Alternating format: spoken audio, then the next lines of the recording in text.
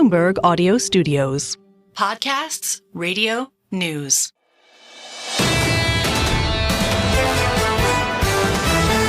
With your Federal Reserve decision this afternoon, we can cross to D.C. with Mike McKee. The Fed sees higher growth, stronger inflation, and slightly lower unemployment for 2024, but officials still barely see a median of 3 rate cuts for 2024. 9 of the 19 members, however, said they thought 2 or fewer rate cuts would be appropriate. 10 saw 3 or more. They did not change rates today. The dots move up a little bit next year. The median sees 2 cuts to 3.9% in 2025 instead of 3 cuts, 3 more to 3.1% in 2026, a slightly shallower path. The committee's median long run, the natural rate, also moves up to 2.6%. GDP is projected to increase 2.1% this year, a significant upgrade from the 1.4% in the December forecast. Growth is also higher in 2025 and 2026. Unemployment will end this year at 4%, Fed officials now say, instead of 4.1%. And core PCE inflation will fall, but only to 2.6% instead of the 2.4% seen in December. Headline inflation unchanged at 2.4%. The only change to the statement is job growth is no longer characterized as moderating. Language about considering any adjustment to the target rate, commitment to the 2% inflation target is the same. The decision was unanimous. And finally, there was no mention of the balance sheet in the statement beyond keeping the $95 billion in Treasury and mortgage rate caps each month. Mike McKee, I'm going to turn to the price action in a moment. But I've got one question I need to ask you right now. Let's go through what you just said again. So faster growth, lower unemployment, higher core inflation, then something jumps off the page. It's exactly the same median dot with some changes around the surface, I know, in and around. It's more nuanced than that. But ultimately, the exact same median dot than December, as December. Mike, can you make sense of that? How have we just revised growth higher, revised unemployment lower, and core inflation up for 24 and left the median dot unchanged? Well, you have to look at it as the median dot because others did change their views around that dot, but nobody moved significantly higher to push rates up. One person did. They needed 2 to move it up, to move the median rate up. But as I noted, 9 of the 10 now say 2 cuts or less. So it is certainly possible if we see similar inflation and jobs numbers going forward that this could change again. And at the next meeting in June, when they put out a new forecast, they could go to 2. I guess no wonder people are buying stocks right now. Mike, we'll come back to you in just a moment. On the S&P 500, positive by 1/3%. Here's the price action for you. Stocks higher. On the Nasdaq, up by 0.4%. In the bond market, a rally at the front end. We're down about 4 basis points to 4.64 on a US 2-year yield. And the dollar a little bit weaker here. The euro at 108.85. Brad, my first reaction to this, just to see faster growth for 2024, lower unemployment and higher core inflation and a median dot. And we can get into the changes beneath the surface, I know, but a median dot that's unchanged in the face of all of that. If you're in equities at the moment, that sounds pretty bullish to me, doesn't it? This is a Federal Reserve that suddenly, under the hood, seems to be accepting higher than expected inflation for a longer period of time, taking longer to get down to that neutral rate, because there is no other way to interpret all the numbers that you just laid out: hotter inflation than expected for the next couple of years, faster growth, and the fact that they're still planning for similar types of cuts highlights where the bias is right now for a Federal Reserve that still does want to cut rates. If you're just tuning in, joining us around a table, Mohammed El-Arian is alongside us together with Priya Misra, fixed income portfolio manager at JP Morgan Asset Management. Priya, I want to cross over to you. Just your first thoughts on the projections and the statement that we got just moments ago. I think this is a Fed that really wants that soft landing to continue. They saw a path of that for that soft landing. Now, we have had better inflation data, higher inflation data than the Fed would have liked, I think, the last 2 months. But it's 2 months. You know, you just go back 4 months. We had really weak inflation data in November and December. Jan and Feb came in a little higher. I mean, it was never going to be a straight line down to 2%. I think the Fed is saying we're going to be patient. There's a long time between now and December. Those projections are December projections. That growth getting higher, I wonder if they're telling you the supply side's working, whether it's population growth, whether it's supply chains coming back. That's allowing growth to be strong. That's allowing the labor market to be okay. And the Fed is saying, be patient. We're going to get close to that 2%. It might take a little bit longer. We can start normalizing. Well, it's fueling a rally in gold. Gold is up by 0.6% off the back of some of this. Mohammed, your thoughts on what we've just heard from this Federal Reserve? So I would have agreed with everything that she said, with one exception, which is a revision up in the PCE core to 2.6. So that puts me more in Lisa's camp. I think this is a signal, and the market is taking it as that they will tolerate slightly higher inflation for longer. This is a reason why maybe if you look incrementally under the hood, you're seeing some inflation expectations over the longer term start to pick up just a little bit. Priya, from that point of view, does this kind of call, all things being equal, make you less enthusiastic about longer-term treasuries if it seems like this is a Fed that wants to stick the soft landing regardless of what the data might be suggesting and even their own projections? I would say the belly of the curve is still the most attractive because, whether they cut 2 times or 3 times, let's look at the total amount of cuts that's priced in. The neutral rate that the market is expecting, or the end point, is 3.75. I mean, the Fed's neutral rate is 2.5. The market is well north of that. So the part of the curve that's the most, I'd say, sensitive to the totality of rate cuts is that 5 to 10 year part. You're right. Going out into the 30-year, there's term premium, there's supply demand. But I will say if the soft landing continues, that $6 trillion sitting in money market funds starts to go into bond funds, equity funds. That's a positive for duration as well. Mohammed, I have to say, this idea of potentially inflation being higher for longer, when is it kind of a sort of tacit acceptance of 2 point something you've talked a lot about, rather than looking for 2% as even a goal? If it takes 10 years, are we talking about 2% as the target anymore? No, if it takes 10 years, then we're not talking about 2% anymore. I think you're getting that tacit agreement that in order to achieve the soft landing, we have to redefine what we think is the inflation rate that goes with that soft landing. It is not 2. I think it's nearer to 3 than it is to 2. And I think that this is a first step in this process. I wish that these forecasts came out before the semi-annual testimony, because I do wonder how different the questions would have been. There would be serious questions now about how serious they are about getting inflation back down to target. Lisa, I think we have to go through these numbers. If you're just joining us, here they are. So I'll give you the number now, the forecast for 24, and you can compare it to December. As Mike McKee explained quite clearly, these are the median projections. 2.1% for GDP for 24. In December, it was 1.4. The unemployment rate for 24, 4%. In December, it was 4.1. PCE, 2.4. December, 2.4. Core PCE, 2.6. December, 2.4. The median dot for this year, unchanged at 4.6, implying 3 cuts. Now, Bramo, if you put that in front of any committee, any press conference, the obvious question for any journalist today, this afternoon, is how serious you are taking it to get it back to 2%. Because based on that, I mean, what are you taking seriously? And I think you absolutely nailed it. Are they beginning to tolerate something a bit above target? Because ultimately they want to prioritize the labor market over inflation data that is noisy. And they've talked about that and higher than expected. I will just say, if it came up for semi-annual testimony, I wonder if they'll ask about Bitcoin, because they probably wouldn't read it and then ask that question. But I'm glad that we have good journalists who are going to be asking that question in the press conference. I think Senator Warren also sent another letter recently saying you should cut rates like right now. Maybe they're listening. Yeah, I'm sure that won't come up in the news conference a little bit later. Joining us to discuss this one is Dan Swank, the chief economist at KPMG, alongside Bank of America's Michael Gapin. Dan, I'd love your reaction just to these projections and what you've heard so far from this Federal Reserve. Well, I think a couple of things are really important. First of all, the threshold to cut rates is a little higher than many people thought, but also they're not talking about raising rates, even though they've had this higher inflation.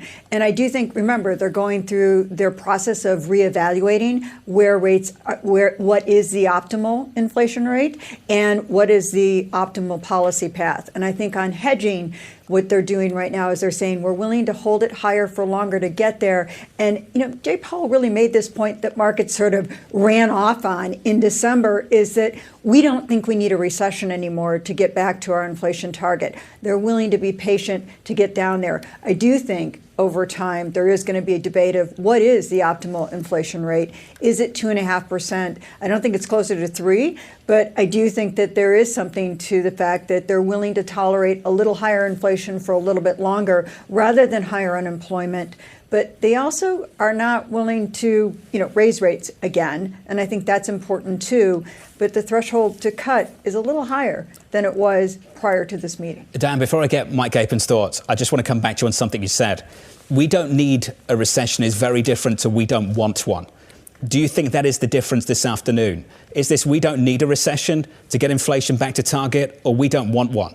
Oh, I think it's that they don't need a recession. They don't believe they need a recession, and they don't want one if they don't need it. So I think that's really the important two pieces to this equation, is that if they had to take a recession, August 2022, bucket of cold ice on us at Jackson Hole, we'll take a recession if we need it to get inflation down. They were wrong. We didn't need it. They got pretty far. We've made enough progress now that to take a recession to make it the last mile on this road on inflation, it's not worth it. And I think that's the hedge that you're seeing played out right now. Mike, there also is a bit of a shifting in the goalposts, given the fact that we're looking at inflation that's coming down, but not coming down to 2%, and then that's okay. That is considered success. How much is this statement and these projections really signaling an acceptance of higher inflation for longer to you?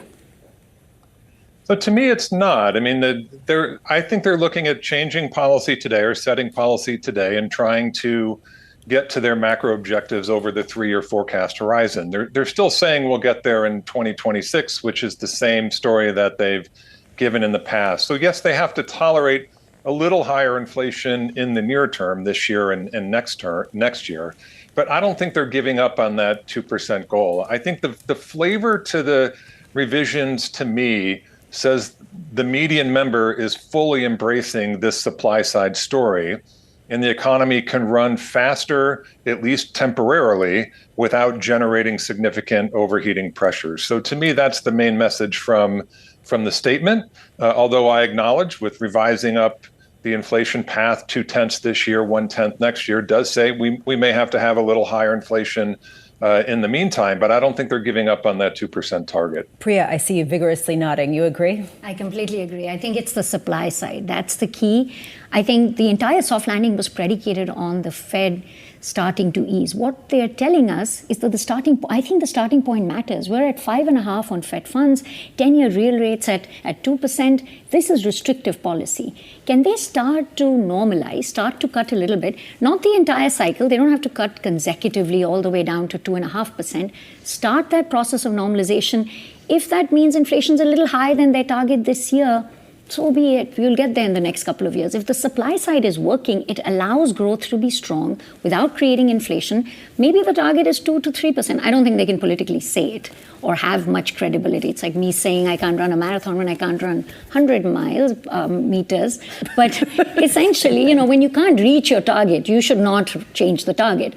But can they act as if you'll get there? We just push out that 2% a year out or 2 years out. I think that's what they're telling us. They're telling us, let's start. We're not committing. This is a data-dependent Fed. We can decide 25 and 26 cuts. We have a lot of time to do that. Let's just start the process now because we're in restrictive territory. Priya, is that a reason to buy the 10-year Treasury or sell it? The 10-year is harder. It's a reason to buy the 5-year. For now, I would say buy it. Because I think this keeps demand coming into fixed income. I think the rates market was actually slightly hawkishly positioned into this meeting because of this debate between 2 and 3 cuts. The equity risk assets have been on a tear. I mean, there's been nothing stopping that. I don't think now anything stops it because unless the growth data weakens, the Fed's telling you they're willing to let this run. They're willing to ease to allow that soft landing to continue. Dan, I'd love your thoughts on how to navigate this news conference when there is such a clear and obvious contradiction in the median projections for 2024. How do you think Chairman Powell will explore this one in 16 minutes' time? He's going to be straight in and full on we're still committed to getting to 2%. He will not back off that kind of rhetoric, and I think that's important. He's saying we're just willing to, we've not changed the time frame. It's just going to come down a little slower than we thought. But also there's a trade-off. Are we willing to create unnecessary pain, which is the Fed's word for euphemism for unemployment, for no reason? Do we really need that at this point in time? And I think what they're saying is no. We see, even in the labor market, We've seen a surge in immigration. We've seen a rebalancing in the labor market that's continuing. If the labor market were to get significantly softer, they would cut more rapidly. I think that's the other side of this that is interesting, is that are starting to see sort of a division within the Fed on what are the balance of risks. But at the end of the day, the Fed is looking at this saying, we've had a pretty resilient economy, and there's no reason to derail a resilient economy as long as we're moving in the right direction. How fast we get there doesn't matter given the progress we've made. And I think, it does matter if it's 10 years, like Mohammed said, yes, then it's not. But I think in the context of where we've been and what we're doing, this is sort of the way to think about it as a way to not cause undue pain in the economy for no reason. So Diane, I agree with you. And I think it's important that we're redefining patience. Going into this meeting, patience meant there's no rush to cut rates. Now patience means we may have to wait a little bit longer to get to 2%, or the path will be slightly different. But whenever I say that out, the reaction, the pushback I get is, but that's going to destabilize inflation expectations.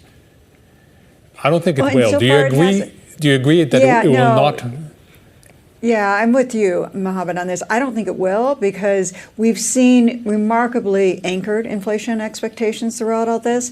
Now, if it did begin to, the Fed would be changing its tune pretty quickly, right? So this is something they're looking at. They're looking at that inflation expectations have been fairly well anchored, and that's a good sign for them that this is an okay path to take. But you're absolutely right. If we were to see inflation expectations shift on the basis of this, they'd have to change their tune and their strategy. Mike Gapin, I want to give you the final word going into this news conference. What would you look for? Well, I think that the balance, so what's been discussed here is essentially, do you really have a higher bar to start? Are you less confident about starting?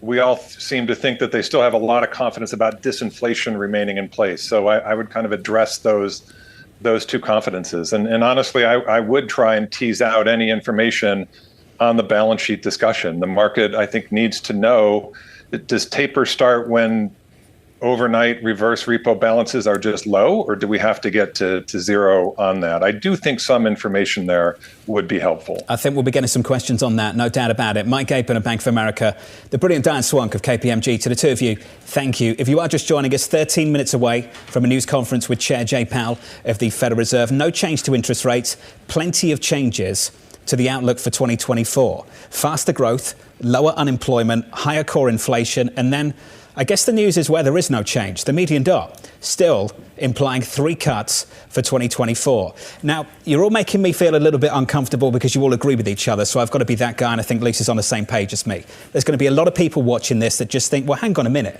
There's a huge contradiction in all of this, that you've revised higher inflation, revised lower unemployment, you're looking for a faster economy, and your projection for rates stays unchanged. That sounds super dovish, and I would say displays a real tolerance for above target inflation, with equities at all-time highs and credit spreads very, very tight. Why are we wrong when people come on this program and say we are sufficiently restrictive? In fact, some people come on this program and say significantly so. Where is the evidence of that based on what we're seeing this afternoon? Where is the evidence, Mohammed? So the evidence was given to you earlier by Kathy, which is if you just look at one price, which is where the policy rate is, relative to where core PCE is, that's where you get the restrictive. But I agree with you. If you look at the financial conditions as a whole, these are very loose financial conditions. One thing that I'm looking at in the statement is that the Fed took out language saying job gains had moderated. It really was the only change to the statement. Priya, from your perspective, everyone's been saying it's all about the labor market. If we don't see moderation in the labor market, and if it's actually reigniting, how are we going to get down to 2%? From here, if maybe people are saying it's restrictive, the equity markets and the credit markets didn't get the message. So I think the labor market is coming in better balance. It is moderating. It may not be moderating in terms of NFP numbers every month. It's moderating in terms of the quits rate. It's moderating in terms of job vacancies or average hourly earnings, ECI. You look at measures of wage inflation, it is moderating. I think that's what gives the Fed comfort that those inflation expectations will be anchored, that even if core PCE is a little bit higher, that's largely due to shelter or medical insurance. There's lots of little components of PCE that might be keeping it a little bit higher for longer. But as long as the labor market suggests that wages are moderating, I think it gives the Fed that confidence. And I would say for them to start to cut, I think cuts in 2024 are about inflation. PCE has gone from 5.5% to 3%. That's a reason for them to cut 75 basis points. Cuts next year are about growth in the labor market. To me, Mohammed, this all goes back to your point, which is this a Federal Reserve that is operating without an overarching kind of thesis? They're basically just trying to cobble together people's different opinions and putting something out there, and then it sends us all in a tailspin trying to explain some sort of cohesive theory behind it and where we're going. Is that what this smells like? We're trying to sort of rationalize and come up with a theory behind this when it's really this person thinks this person thinks this is a good kind of happy medium. Go figure out what to do with this. So if you want to be generous, you'd say this is such an uncertain economy. There's so many things changing on the structural side that they have no choice but to behave like they're behaving. If you want to be less generous, you'll say this is a Fed that actually took a view. It looked through data in 2021 and ended up really undermining its credibility. And therefore, it is very hesitant to do anything more than simply look at past data. So it's up to you whether you want to be generous or less generous. The decision 9 minutes away. We'll find out if Robert Tipp is feeling generous of PGIM. He joins us now. Robert, you've had about 20 minutes to chew over this one. Your thoughts on it? Yeah, I mean, I think that in terms of supporting what they've done, the rate of growth of the economy has been firm. The rate of inflation has come down at a headline basis by, 5-6%, by nearly 3% on a core basis. The question came up earlier, do they want a recession? I think they want a soft landing. And they got conditions restrictive enough to bring down inflation quite a bit. Wage growth has decelerated. And they've managed to do that while unemployment has remained low. Growth has continued. So I think it's been a very successful go. Did they start late? They did start late. But I think their pandemic practice, was a little bit light. I don't think we have a lot of active central banker data points in terms of how you're supposed to do it. So I think so far, so good. And I think they're trying to hone the message so far here. You sound very positive on all of this. Does that mean that you're a buyer of bonds of all durations because you think that ultimately they will get to the goal that they're looking for, along with the soft landing that's always been called sort of the unicorn that never arrives? Well, I think the unicorn arrived in 2019 after the 2018 cycle. We were on our way to a soft landing. That was interrupted by pandemic, so maybe not. The late 90s, another soft landing after the 94 cycle. So I think they are there. I think the problem is a lot of people saw the dot-com bubble burst. They saw the GFC burst. And we don't have that kind of a backdrop now. And a lot of people are used to seeing funds rate up, funds rate down. Crash, big problems. They're not used to seeing it. It doesn't mean it never happened. So it has happened, and looks like we're on our way there. Is this a buy point for fixed income? It is. Strategically, when you get to the end of the Fed rate hiking cycle, that's where you're going to be seeing the peak in interest rates. That was probably at the end of September last year. We are getting into that buy zone at the end of 2022. We remain there now. We're seeing a lot of support for the market. I think that's why the risk premiums in the market are so narrow, but they're likely to remain narrow. But I think overall, they're managing a very successful course here. So, Robert, clearly a soft landing is your baseline. So speak a little bit to your level of confidence in that. And what do the tails look like if the Fed were to end up making a mistake? And we hope the Fed doesn't make a mistake. But if it were, what do you think the most likely mistake would be? Right. Well, I think the data has not only bifurcated, it's trifurcated, right? So when you look at the employment, I was a little surprised that they went, unidimensional, that it's, a super employment market. I mean, the household survey has been flat for a few months. Unemployment rate has inched higher.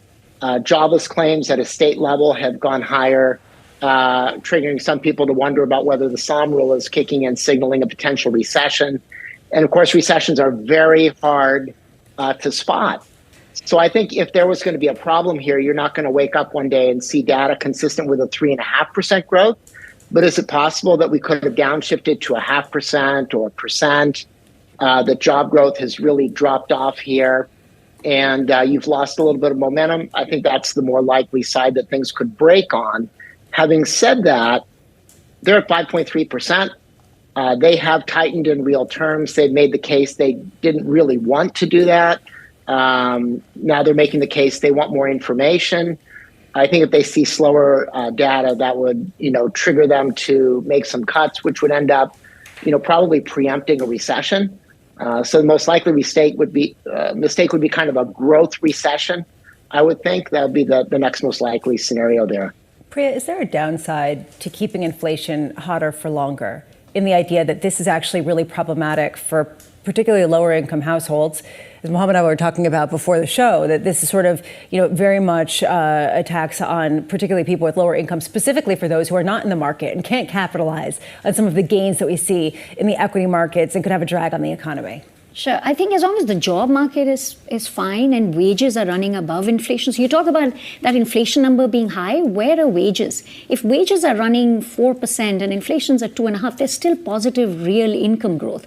So I think as long as you have positive real income growth, that danger that you talk about is less of an issue. I do worry about the danger from, is the Fed easy for too long, or does it let the market run on this narrative of rate cuts? If inflation stays high enough, at some point, the Fed's idea of continuous rate cuts is going to get questioned. And I think that no market is pricing that in. I think risk assets are expecting rate cuts this year, rate cuts next year. So if that inflation tends to be that last mile problem actually exists and we find we're unable to get close to 2%, I think then we should reprice all those long end rates higher, which is a problem for, you keep talking about credit spreads. Is that a problem for spreads or overall risk assets? I think that's the danger I worry about. I don't think we're there yet. It's still, it's noisy data, but I think that is something we should watch as we see the totality. And I hope Chair Powell's asked about that. Is it 3-month moving average? Is it core, super core, shelter? Yeah. I mean, we have so many variables. We look at revisions, wages. So hopefully he's asked exactly, and I'm sure he's going to give a non-answer answer, which is everything, but maybe some nuggets in there. It's core and super core that we look at. I think just a sense of what gives them that confidence that overall we're going to get to 2%. Frances Don of Manulife was on a programme earlier on this morning. She said exactly the same thing. Just tell us what you're looking at. Seems to change from meeting to meeting. Robert, I know you've got to go. It's got to catch up, sir. Robert Tipp of PGIM going into this news conference. Mohammed, what do you want to hear from the chairman in this news conference? What do you want to hear him address? What I'd like him is to come across as steady, to not get the market excited, to not cause undue volatility. That's what you want. What do you expect? It's hard. I would not like to be not generous view. I would not like to be at that podium after this outcome. I really would not like to be there. Why is that? You think the members have put him in a little bit of a sticky spot? Yeah. To explain this? I mean, you've repeated over and over again that the data revisions and the revision to the language, the revision to projections are inconsistent with the non-change to the rate cuts. How difficult is this going to be, Priya? I think he's pretty good at doing that. I think he might, at least try and get that delicate balance. I mean, he is going to be asked about financial conditions. They've eased a lot. I think explaining that's context dependent. Financial conditions by itself, the Fed should not have a view on. It's relative to the economy. We're in a soft landing. Financial conditions should be easier. Now, all he can do is explain the reaction function. We didn't get any data today. Explain the reaction function. They remain data dependent. I'm also looking for anything on QT, because we have tax season coming up. That overnight reverse repo facility might get to zero in the next 2 months. What are they doing then? Are they getting close to tapering? They're going to debate this and we get a September 19 event. That's a big shock to the system. I don't think is priced in. John, everyone's been talking about the fact that we haven't heard about the balance sheet. It wasn't in the statement. And to me, this is actually a wild card because it's this sort of tacit tightening. They're going to allow it to run off for longer than people previously expected because this is one tool that they can do without getting into the rate cutting dance. Does that help him today, considering that he doesn't think it's passive tightening and this is just watching paint dry? Does that help him? Well, based on what Priya was just saying, it sounds like this might be watching paint dry as well, because she was basically like, he's not going to give an answer. And Mohammed's like, please don't shake anything up. There's a reason that we're waiting for these comments, though, on the balance sheet. It's because at the last meeting, he sat there in the news conference and told us that it would be a big meeting for a conversation about the balance sheet. So maybe you hear about that up front when these comments begin. Maybe that's one way to kill the mood in the room, just to talk about the balance sheet roll-off and just go into exact detail about what this means. There are a lot of questions. I want to hear financial conditions first and foremost. Exactly how he responds to that. Does he brush it off in the same kind of way that he did back in December? It's not a major deal, but it's the beginning of something that could be a big deal. There's just a clear and obvious contradiction in the outlook for 2024. I think if you see a repeat of that through the year, there's going to be more and more questions about how willing and how they are really focused on, whether they are really focused on getting that inflation number back towards 2%. It kind of goes back to Priya's analogy, which is your target can be to run a marathon. But if you don't really run it all and you just, run a mile a day and you don't plan to do it until 2046, is that really your goal anymore? And I think that that's sort of one key question here as we talk about what is an inflation target that we're looking at that's 2%. It's a complicated spot for the chairman. We've got equities at all-time highs as he's about to open that door and sit in front of that lectern and talk to us about the outlook for rates. Equities at all-time highs, and at the same time they're revising their inflation projections higher and also still forecasting the same amount of cuts for 2024. I think that's a sticky spot for any Fed chair to walk into any room and speak for 60 minutes on this subject. Which is the reason why he will probably say we're data dependent, which also means nothing to a lot of people who say, what are you looking at? This is a very difficult moment as Jay Powell walks to address all of the complexities that we are facing.